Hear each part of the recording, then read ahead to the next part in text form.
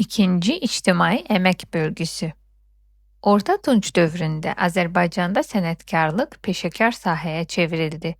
O, başqa təsərrüfat sahələrindən ayrılaraq müstəqil inkişaf etməyə başladı. Sənətkarlıq məhsullarına tələbat artdı. Ona görə də sənət sahəsi ilə məşğul olan şəxs başqa işlərdən əl çəkir, bütün diqqətini yalnız öz işinə verirdi. Cəmiyyətin həyatında mühüm rol oynayan ikinci böyük ictimai əmək bölgüsü sənətkarlığın sürətlə inkişafı nəticəsində baş verdi. Bu dövrdə dulusçuluq daha da inkişaf etdi. Dulus çarxından geniş istifadə edilməsi saxsı qablar istehsalında yeni mərhələ açdı. Dulus çarxının tətbiqi əmək məhsuldarlığının yüksəlməsinə və məhsul istehsalının artmasına şərait yaratdı.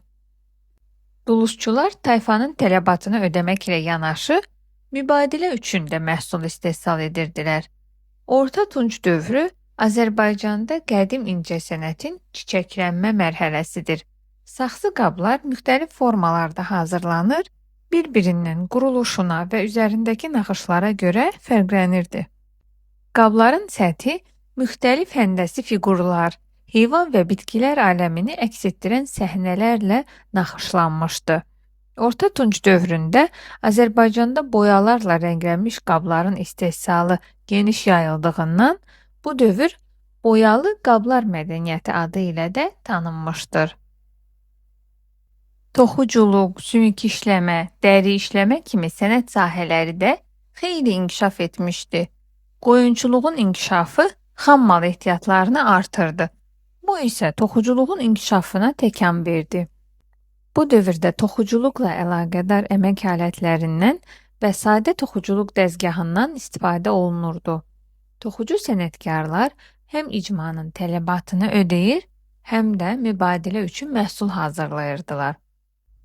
Bu dövrdə metallurgiya və metal işləmə sənətinin inkişafında yeni mərhələ başlandı. Metallurgiya sobaları təkmilləşdirildi. Metal işləmədə ənənəvi döymə üsulu ilə yanaşı, ərintiləri xüsusi qəliblərə tökməklə müxtəlif məmulatlar hazırlandı. Yerli sənətkarlar Tuncdan məişət və əmək alətləri, silahlar, qızıl və gümüşdən müxtəlif bəzək əşyaları hazırlayırdılar. Orta Tunç dövründə əhali ovçuluq və balıqçılıqla da məşğul olurdu. Qayaüstü rəsmlərdə heyvanlar aləmi, məişət və ov səhnələri təsvir olunmuşdu. Məhsuldar qüvvələrin, təsərrüfatın bütün sahələrinin inkişafı ilə cəmiyyətin ictimai və iqtisadi həyatında əsaslı dəyişikliklərə şərait yarandı. Orta Tunç dövründə əmlak və ictimai bərabərsizlik daha da dərinləşdi.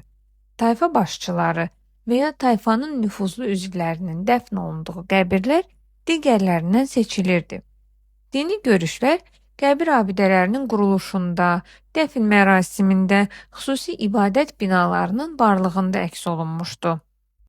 Azərbaycan tayfaları həm Qafqazın digər bölgələrində yaşayan əhali ilə, həm də Ön Asiyanın qədim mədəniyyət mərkəzləri ilə sıx əlaqə saxlayır, hazır məhsul, silah, boyalı qab, bəzək əşyaları və xammal mübadilə edirdilər.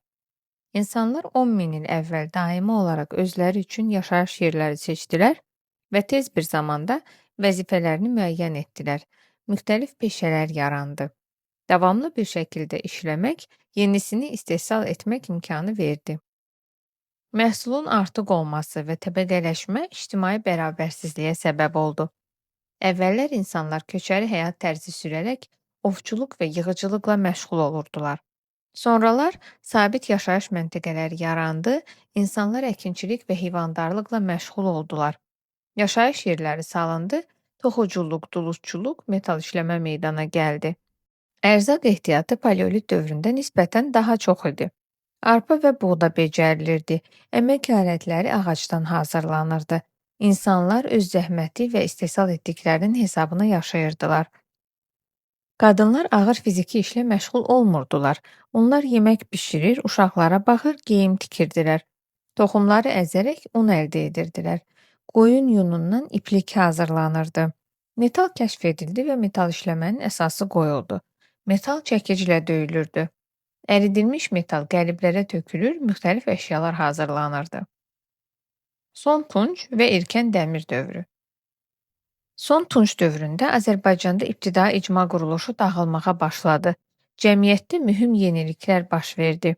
Son Tunc və erkən Dəmir dövrü eramızdan əvvəl 2-ci minilliyin ikinci yarısından eramızdan əvvəl 1-ci minilliyin əvvəllərinə qədər davam etmişdir. Dəmir tunca nisbətən daha möhkəm metal olduğu üçün ondan hazırlanan əmək alətləri və silahlar daha keyfiyyətli idi. Azərbaycanda son Tunc və erkən Dəmir dövründə müdafiə tikililəri, siklopik qalalar inşa edilmişdir. Siklop, Təpəgöz qədim Yunan əsarətlərində qeyri-adi gücə malik varlıqlara deyilirdi. Onların təpəsində yalnız bir göz olduğu üçün belə adlanırdı. Rəvayətə görə, qədimdə böyük ölçülü daşlardan hörülmüş qalaçaları həmin sikloplar tikmişlər. Buna görə də belə qalalar siklopik tikililər adlanır. İbtidai icma quruluşunun sonunda daha davamlı yaşayış və təsərrüfat binaları tikilmişdi. Binaların bünövrəsi çay daşları və ya qaya parçalarından, divarları çiy kərpicdən hörülürdü. Düşmən basqınlarından qorunmaq üçün yaşayış məskənlərinin ətrafına qalın müdafiə divarları çəkilirdi. Əhali müxtəlif sahələrlə məşğul olurdu. Əhalinin məşğuliyyətləri içərisində əkinçilik xüsusi yer tuturdu. Müxtəlif növ arpa və buğda becərilirdi. Taxıl tuncdan və dəmirdən hazırlanmış oraqla biçilir, taxta vəllərlə döyülür, dən daşları ilə üyüdülürdü. Ehtiyat taxılı iri küplərdə və quyularda saxlayırdılar. Süni suvarma sayəsində bağçılıq, bostançılıq və üzümçülük inkişaf etmişdi. Yarımköçmə həyat tərzi keçirən əhali əsasən maldarlıqla məşğul olurdu. Onlar iri və xırda buynuzlu heyvanlar saxlayırdılar. Atdan və dəvədən istifadə yaylaq və qışlağa köçməni xeyli asanlaşdırdı. Sənət sahələri içərisində duluzçuluq xüsusi yer tuturdu. Saxsı qabların istehsalında ayaqla hərəkət etdirilən duluz çarxından istifadə olunurdu. Son Tunc və erkən Dəmir dövründə təsərrüfat sahələrinin sürətli inkişafı ilə bağlı tayfalararası və bölgələrarası mübadilə daha da gücləndi. Maldar tayfalar alış-veriş işlərində fəal vasitəçi idilər. Bu dövrdə alış-veriş mal-qara, metal əşyalar və metal parçaları ilə aparılırdı. Təsərrüfatın və mübadilənin güclü inkişafı 3-cü əmək bölgüsünə, tacirlərin sənətkarlardan ayrılmasına səbəb oldu. Tayfa başçısının hakimiyyəti qüvvətləndi, dini və hərbi rəhbərlik onların əlində cəmləşdi. Belə tayfa başçılarının dəfnindən sonra onların məzarları üzərində kurqanlar ucaldılırdı. Bəzən tayfa başçısının arvadını və qulluqçularını onunla birlikdə dəfn edirdilər. Bu dövrün insanları səma cisimlərinə, suya, meşəyə, ayrı-ayrı heyvanlara sitayiş edirdilər. Azərbaycan tayfaları Qafqaz, həmçinin Yaxın Şərqin qabaqcıl mədəniyyət mərkəzləri ilə əlaqə saxlayırdı. Hazır məhsullar metal, mal-qara, at və dəvə mübadilə vasitəsi idi.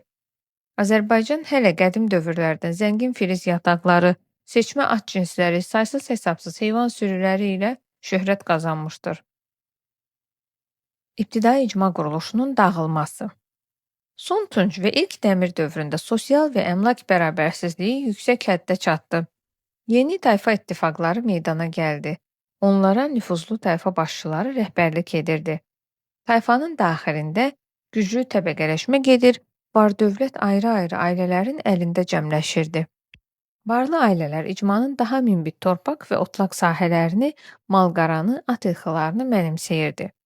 Ayrı-ayrı şəxslərin varlanması, yeni təsərrüfat sahələrinin yaranması və inkişafı işçi qüvvəsi tələb edirdi.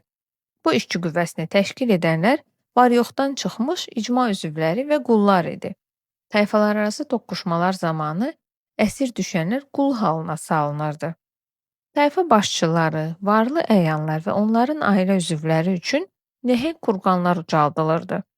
Burada tayfa başçıları, ailə üzvləri, qulları və bəzən də atları ilə birlikdə dəfn olunurdu. Belə qəbirlərə çoxlu bəzək əşyaları, silahlar və əmək alətləri qoyulurdu.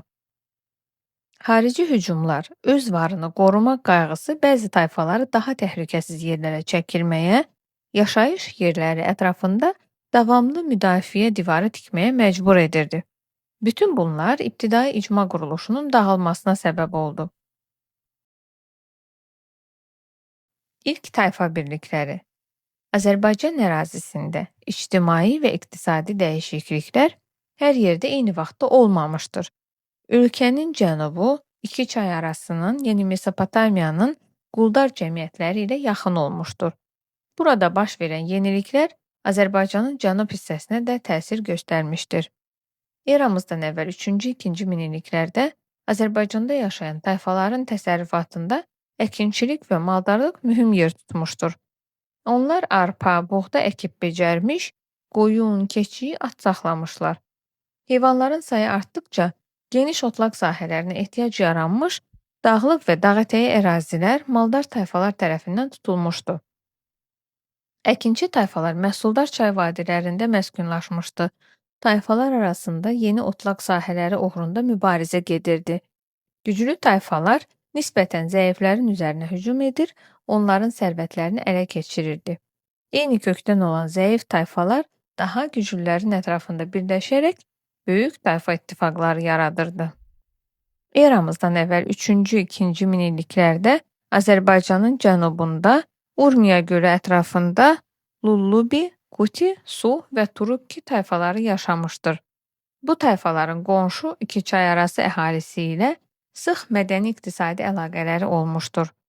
Bu dövrdə Azərbaycanın şimal əraziləri yazılı mənbələrdən kənarda qalmışdır. Buna görə də burada yaşayan qədim tayfalar və tayfa birlikləri haqqında məlumatlar yox dərəcəsindədir.